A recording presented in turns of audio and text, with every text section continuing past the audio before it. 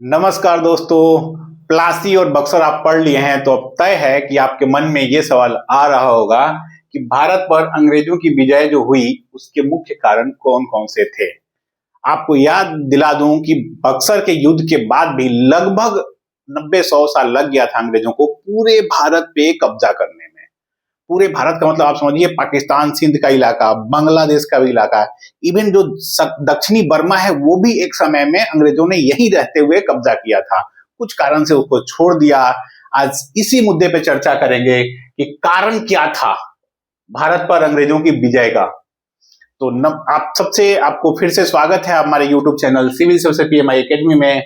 आप सबसे रिक्वेस्ट है, प्लीज चैनल को सब्सक्राइब करिएगा, अपने दोस्तों के साथ अधिक से अधिक शेयर करिएगा ताकि मैं शशि रंजन और अच्छे से आपको पढ़ा सकूं, कंप्लीट लेक्चर जो मैंने कहा है आपको अवेलेबल करा सकूं। चलिए समझते हैं इस पूरे घटनाक्रम को कि अंग्रेजों की भारत पर विजय कैसे कैसे किन किन कारणों से हुई। आपको याद होगा, मैं अपने पहले लेक्चर से कहता आ रहा हूं, ईस्ट इंडिया कंपनी की स्थापना 31 दिसंबर 1600 को एक बहुत ही सोची समझी दीर्घकालिक रणनीति के तहत की गई थी। अंग्रेज उस समय वाणिज्यीकरण के दौर में थे। 18वीं शताब्दी में आते आते वहां पे औद्योगिकरण शुरू हो गया।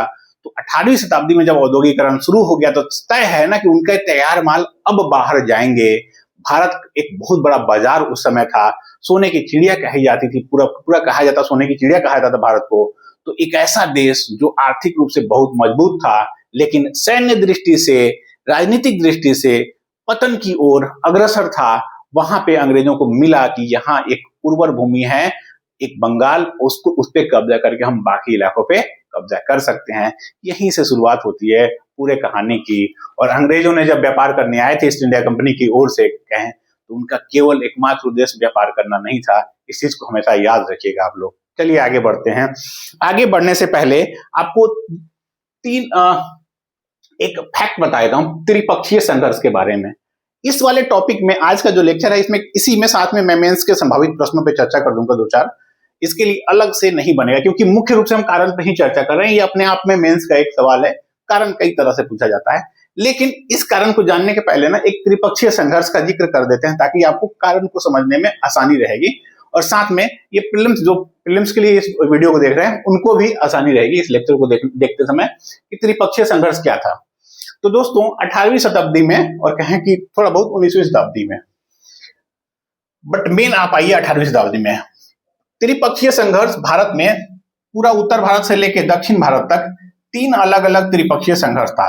त्रिपक्षीय संघर्ष का मतलब ये नहीं, ये समझिएगा कि ये तीनों जो मैं बताया हूं, ये तीनों जो लिखा हुआ है स्क्रीन पे, ये तीनों आपस में एक साथ लड़े नहीं, एक साथ कभी शायद ही लड़े हैं ये, लेकिन ये तीनों एक दूसरे से लड़ते रहे, इसीलिए त्रिपक्षीय संघर्ष कहता है।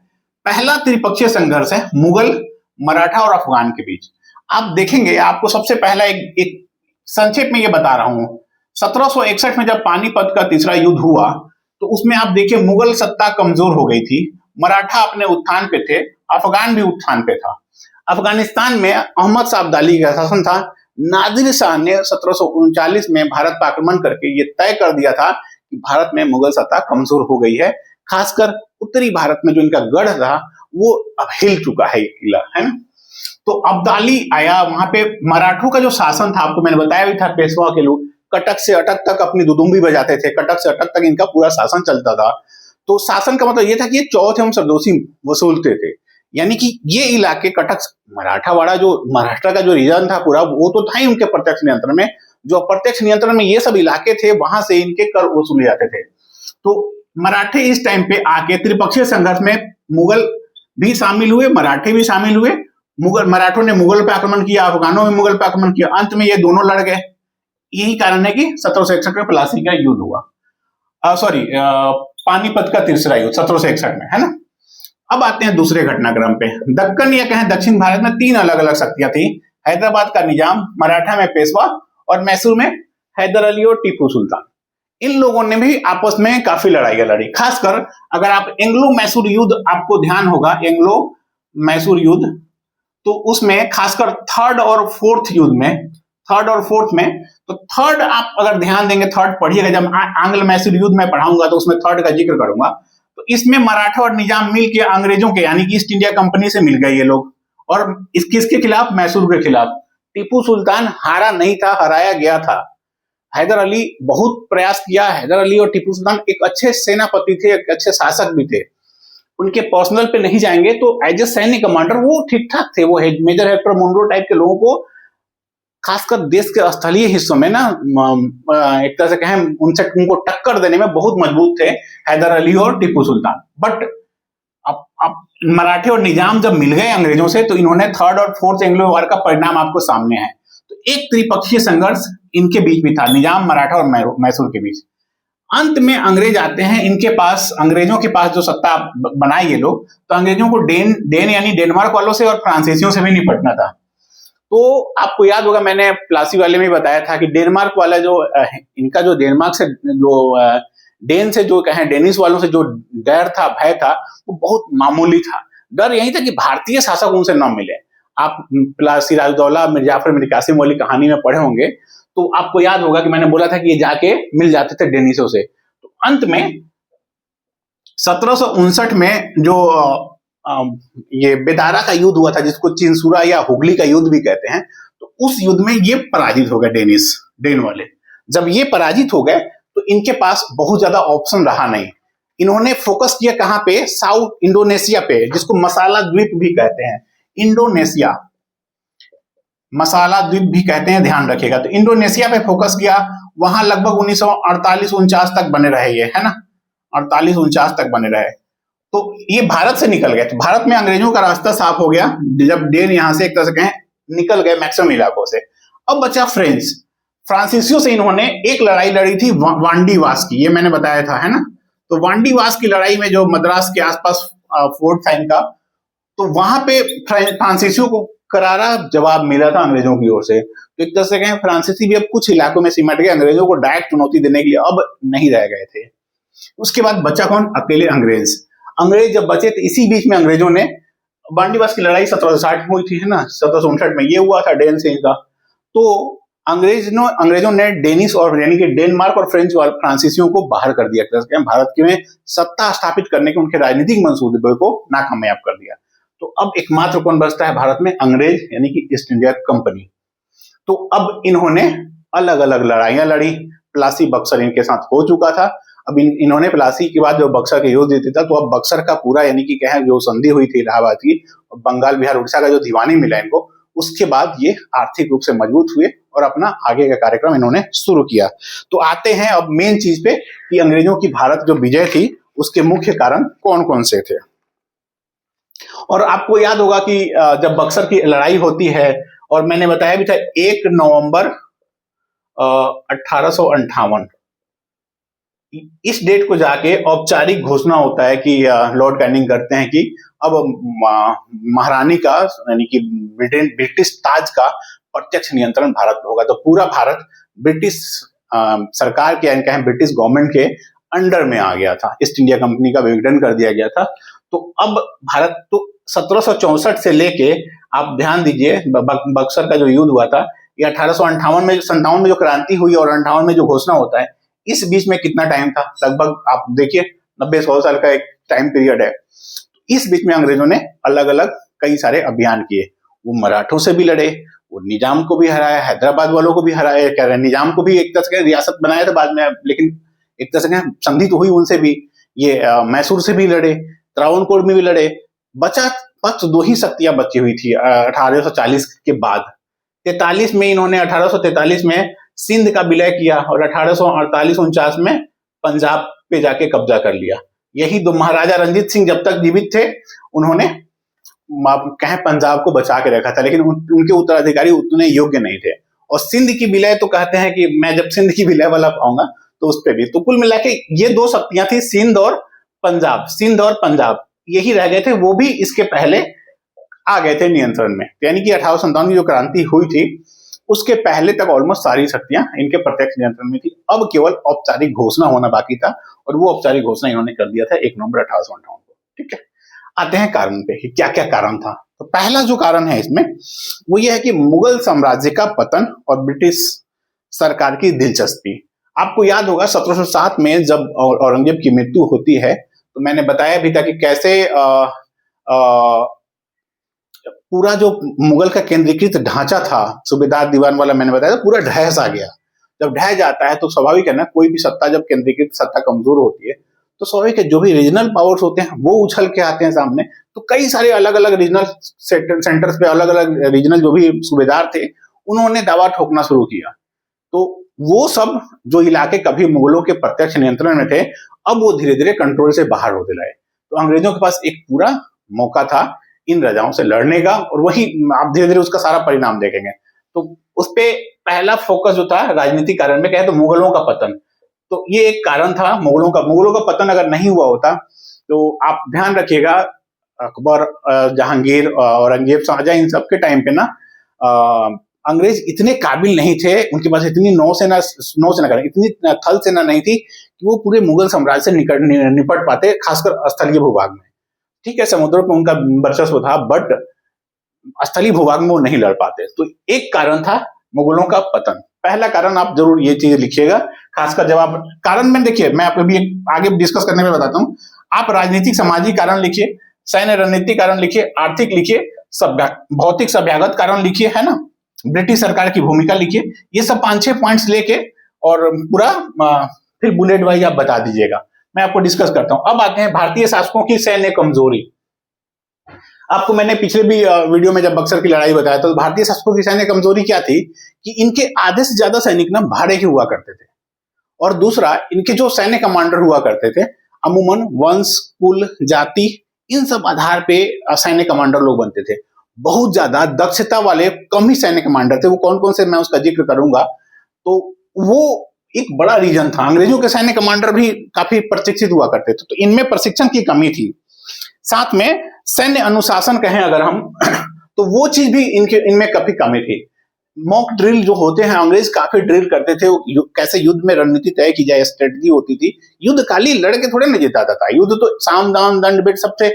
आप रणनीति नहीं बताएंगे, किस अग्रिम पंक्ति में किसको रखना है, अगले को क्या होगा तो पिछला हम कैसे रखेंगे। नाव जैसे ये हमेशा नाविक लेके चलते थे, अक्सर ये लड़ाइयां नदियों के किनारे लड़ते थे कि भागना हुआ तो तुरंत भाग गया नदियों के किनारे से। तो इनकी जो सैन्य रणनीति थी और सैन्य अनुशासन था अंग्रेजों का, वो काफी तगड़ा था।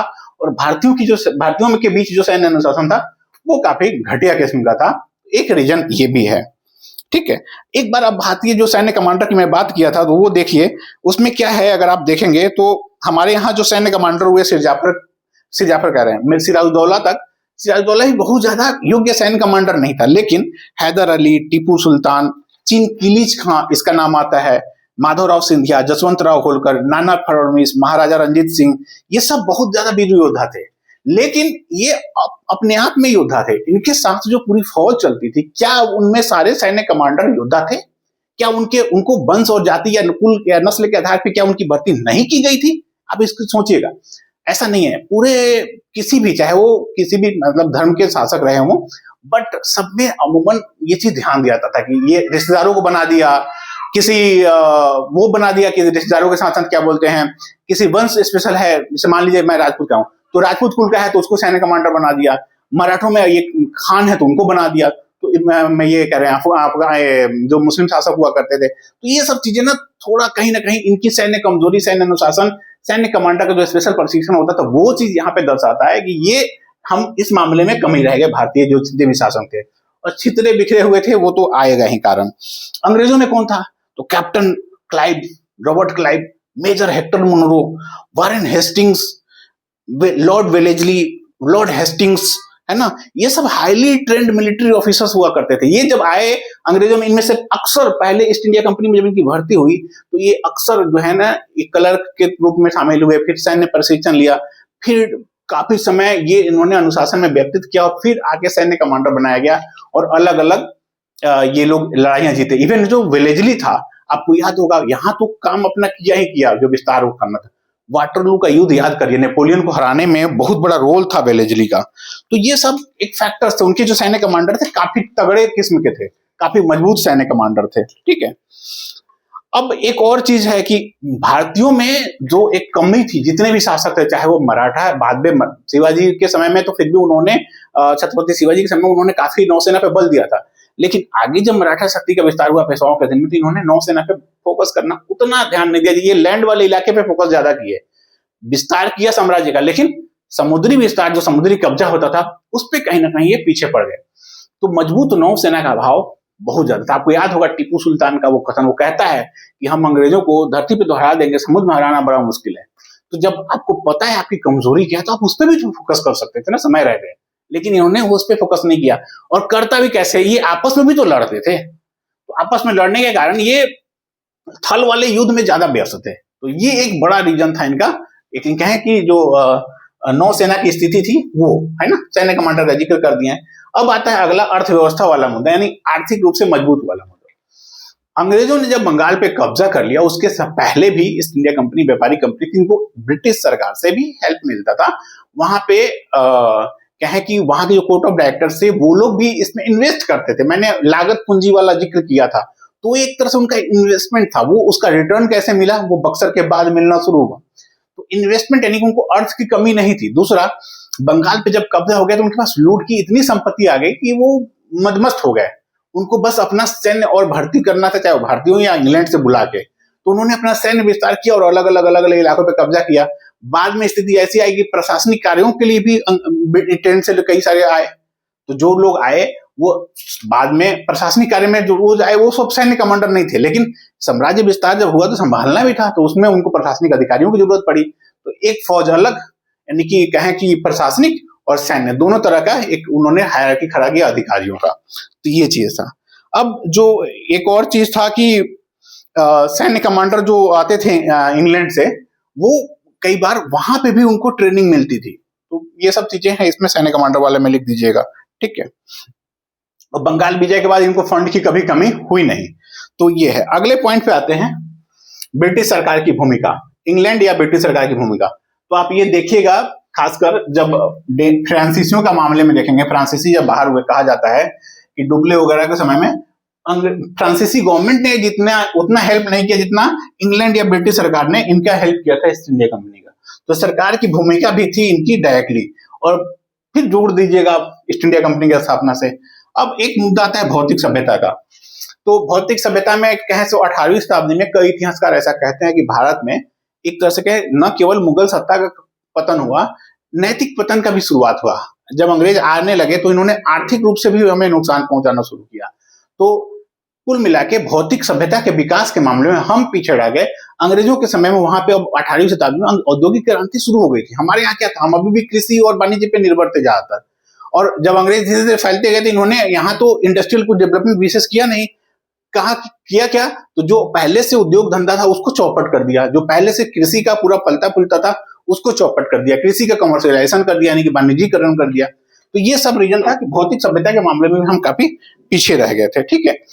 अंत में एक मुद्दा है, इसको जरूर पॉइंट करिएगा, राष्ट्रीयता का, राष्ट्रवाद का। राष्ट्रवाद का मुद्दा इतना बड़ा मुद्दा है इसमें कि उसका कोई हद हिसाब नहीं है। भारतीयों में आपको दिखाना होगा कि भारत में जितने भी छोटे छोटे साम्राज्य थे जो अपने आप को बाहुबली मानते थे, तथाकथित बाहुबली, वो अंग्रेजों के सामने क्यों नहीं टिके? क्योंकि सब एक नहीं थे, बंटे हुए थे, अलग अलग। तो जब बंटे हुए थे, आपस में लड़ते थे, तो अंग्रेजों को लगा कि ये एक बहुत ही शानदार मौका है इन सबको हराने का, जिताने का, सॉरी अपनी जीत तय करने का। तो राष्ट्रीयता का अभाव हमारे में था और अंग्रेजों में, यानी कि ब्रिटिश जो वो थे, वहां पूरा राष्ट्रवाद का पूरा पूरा चरम पे था राष्ट्रवाद। इसके लिए एक कथन भी है, मैं वो जरा बता देता हूं आपको कि अंग्रेजों ने जब जीता था तो पर्सिवल स्पीयर है ना, इनका नाम है, नोट कर लीजिएगा आप चाहें तो, PER, पर्सिवल स्पीयर, SPER, है ना। इन्होंने लिखा है कि अंग्रेज तो हिंदुस्तान की लावारिस जागीर के उत्तराधिकार सिद्ध हुए। हिंदुस्तान की लावारिस जागीर के उत्तराधिकार सिद्ध हुए अंग्रेज, ये पर्सिवल महोदय कहते हैं। आप अगर कभी मान लीजिए स्टेटमेंट के फॉर्म में आपको दे दे ये सवाल, तो आप तय करिएगा कि आप बताइए कि भारत में कैसे राष्ट्रीयता का अभाव था, कैसे ये आपस में बिगड़े हुए थे, आपस में लड़ते थे। और सही बात है, एक आप मिर्जाफर की कहानी से लेकर आप किसी भी देखेंगे, इवन जब पंजाब का विलय हुआ तो वहां पे भी इंटरनल पॉलिटिक्स बहुत था, मराठों में भी इंटरनल पॉलिटिक्स बहुत था, हर जगह इंटरनल पॉलिटिक्स था। इसका एक खामियाजा भुगतना पड़ा किसको, तो पूरे भारत के सभी अलग अलग शासकों को, या फिर कहें उनके साम्राज्य को, और अंत में भारतीयों को गुलामी, अंग्रेजों की गुलामी झेलनी पड़ी लगभग 200 साल कहें 1757 से लेके लगभग 200 साल, या यहां से कहें तो लगभग 80-90 साल और, है ना। तो 90 साल यानी कहें ओवरऑल 200 साल की गुलामी इसीलिए झेलनी पड़ी क्योंकि हमारे में राष्ट्रीयता का अभाव था, हम बिखरे हुए थे। तो ये सब था दोस्तों, ये मेजर कारण अंग्रेजों की भारत पे विजय की। यदि आपको लगता है कि कुछ कारण छूट गया हो तो प्लीज कमेंट फॉर्म में बताइएगा, ताकि बाकी स्टूडेंट्स को भी उसकी जानकारी हो सके। अब आते हैं मुख्य परीक्षा से संबंधित मेन प्रश्नों पे। इस टॉपिक से मेंस का कौन कौन सा क्वेश्चन बन सकता है। एक तो पर्सियो लेस्पियर वाला कथन जो मैंने बताया कि लवारिस जागीर के उत्तराधिकार सिद्ध हुए। दूसरा, एक जॉन सीले नाम के व्यक्ति हैं, जॉन सीले, उन्होंने कहा है कि अंग्रेजों की भारत पर विजय एक्सीडेंटल थी, प्लान्ड नहीं थी, यानी कि संयोग था, योजनाबद्ध नहीं था। जबकि आप देखेंगे तो पूरा का पूरा जो इनका भारत पे जो विजय का पूरा प्लान है ना, जो इनकी पूरी रणनीति थी वो पूरी प्लान्ड थी। उसका जो जड़ था, इसका जब आप आंसर लिखिएगा तो बताइए कैसे उन्होंने 31 दिसंबर 1600 से लेके और प्लासी की लड़ाई तक या आगे ब्रिटिश सरकार की भूमिका तक ये सारा जिक्र करिएगा इसमें, और इसको सिद्ध नहीं करिएगा कि हाँ एक्सीडेंटल था और प्लान्ड नहीं था। ठीक है, अगला जो क्वेश्चन बनता है वो ये है कि अंग्रेजों ने भारत को बिना किसी उद्देश्य के अनदेखे में तथा आकस्मिक ढंग से जीत लिया। अंग्रेजों ने भारत को बिना किसी उद्देश्य के अनदेखे में तथा आकस्मिक ढंग से जीत लिया। एक तरह से कहें बेखबरी के दौर में भारत को जीत लिया। ये भी स्टेटमेंट है, नाम नहीं जाएगा किसका कथन है, बहुत ज्यादा मैटर नहीं करता ये सब, जॉन सीले या पर्सियो लेस्पियर इन सब टाइप के नाम का। आपको बताना है, टिप्पणी करना है कि अनदेखे में नहीं जीता है, आकस्मिक ढंग से नहीं जीता है, पूरा प्लान था। वो प्लान आप बताइएगा कैसे, और साथ में ये भी बताइए कि भारतीय शासकों की क्या क्या कमजोरी थी, राष्ट्रीयता का भाव, सैन्य अनुशासन, सैन्य कमांडर, ये सब स्थिति बताइएगा और ये सब बता के अपने आंसर को पुष्ट करिएगा। ध्यान रखिएगा शब्द सीमा का, अगर लिखा है 150 वर्ड तो 150 वर्ड क्रॉस नहीं करिएगा, यदि वो लिखा है 200 वर्ड तो 200 वर्ड क्रॉस नहीं करिएगा। डिपेंड करता है आपको कैसे लिखना है। ठीक है, मैं पॉइंट वाइज अभी बता भी दूंगा इसका। एक और है कि भारत में अंग्रेजों की विजय में ईस्ट इंडिया कंपनी के सैन्य कमांडरों की भूमिका पर चर्चा करिए।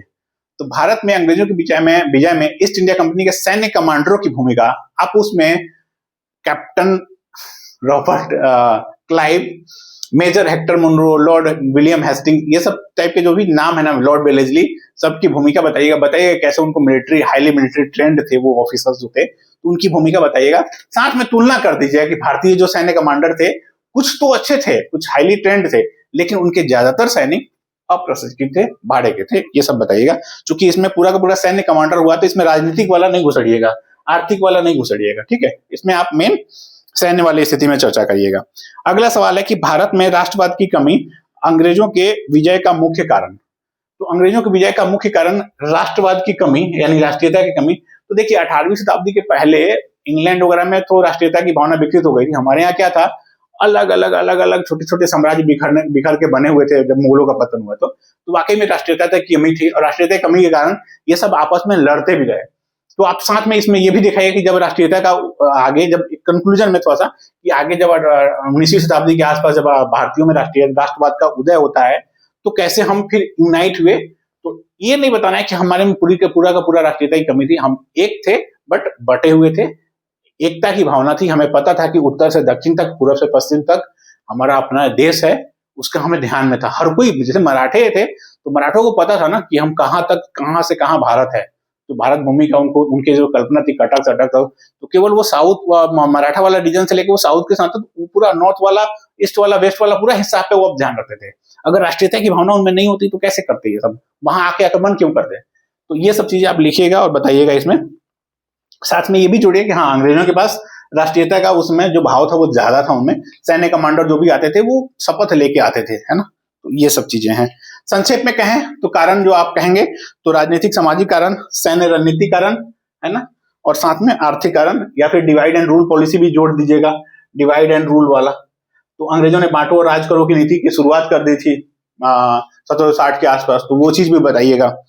तो मोटा मोटी जो कारण थे उसमें है मुगलों का पतन, त्रिपक्षीय संघर्ष भी लिखिएगा, थोड़ा सा आपसी युद्ध, राष्ट्रीयता की भावना का अभाव, अफगान मराठा वाला भी जिक्र कर दीजिएगा। यदि आप मराठा नहीं हारे होते पानीपत के तीसरे युद्ध में, पानीपत के जो तीसरा युद्ध हुआ था इसमें नहीं हारे होते मराठा, तो कुछ स्थिति दूसरी होती पूरे भारत के जो अगले 200 साल का तस्वीर था उसका। ठीक है, ये चीज। साथ में सैन्य राजनीतिक कारण में सैन्य पिछड़ापन बताइए कि कैसे भारत में सैनिक दृष्टि से भारतीय पिछड़े हुए थे। इनके जो तोप गोला बारूद हुआ करते थे ना, आपको याद होगा हैदर अली, टीपू सुल्तान टाइप के जितने भी लोग थे जो अपने इवन महाराजा रंजीत सिंह जब भी अपना सैन्य प्रशिक्षण देते थे अपने सैनिकों को, तो ये गोला बारूद तोप बंदूक ये सब यूरोप से मंगाते थे, फ्रांस से या फिर इंग्लैंड से ही। तो जब आप वहीं से मंगा रहे हैं तो वो आपको हाई क्वालिटी वाला नहीं देगा ना हर हाल में, वो कुछ क्वालिटी अपने पास रखेगा जो बेटर बेटर क्वालिटी। आज भी हम देखिए, हम आयात करते हैं, आज भी इसको आज वर्तमान से भी जोड़ के देखिएगा तो जो रूस ही है या फिर अमेरिका है, वो सब अपना सबसे जो टॉप मोस्ट क्वालिटी वाला होता है वो हथियार हमको नहीं देता है। तो ये चीज आप वहां भी जिक्र करिएगा कि हम आयात पे निर्भर थे, हमारे पास सेल्फ नहीं था, तो स्वदेशी हथियार नहीं होगा प्रॉपर विकसित हाई टेक वाला, तो तय था उसका क्या स्थिति होना है। युद्ध की रणनीति व भारत की भूमिका ये सब लिखिएगा, नौसेना का भाव भी लिखिएगा सैन्य रणनीति कारण में।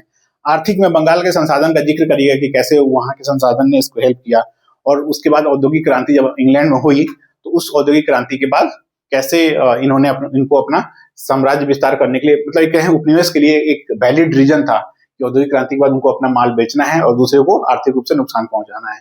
तो दोस्तों ये था पूरा कारण, इसको आप संक्षेप में एक नोट्स बना लीजिएगा। मिलते हैं अगले वीडियो में, अगले लेक्चर में, ठीक है। और ये था त्रिपक्षीय संघर्ष मिट गया है, ठीक है।